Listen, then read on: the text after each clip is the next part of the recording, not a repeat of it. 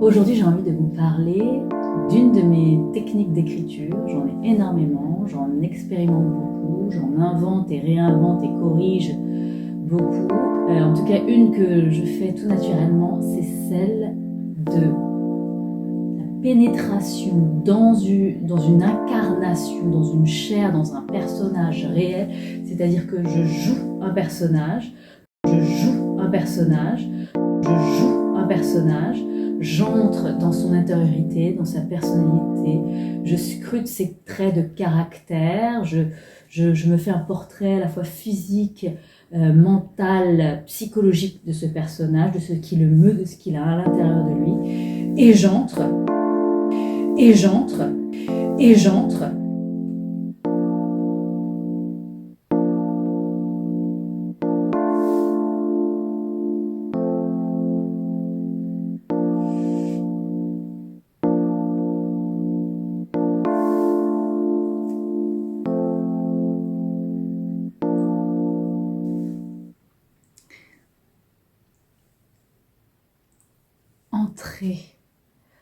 Entrer dans le personnage, le sentir, être capable de le voir, intégrer sa présence, incorporer son essence. Allez, je vais rentrer dans la peau de cette femme qui revient de soirée folle en boîte de nuit. Le concept de boîte de nuit, je ne sais pas si vous vous souvenez de ce que c'est.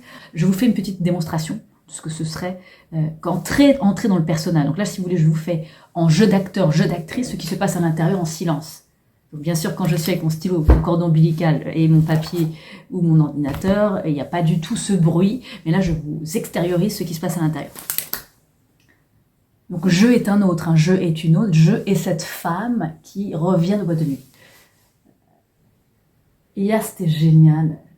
Je me suis éclatée, d'ailleurs j'ai très peu dormi tellement j'étais surexcitée de l'ambiance qu'il y a eu hier. Donc quand je suis rentrée, impossible de me maquiller, enfin je me suis démaquillée à moitié.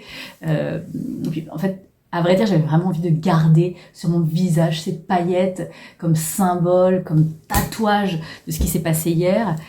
Hier, j'étais en boîte de nuit, bon, je ne dirais pas laquelle.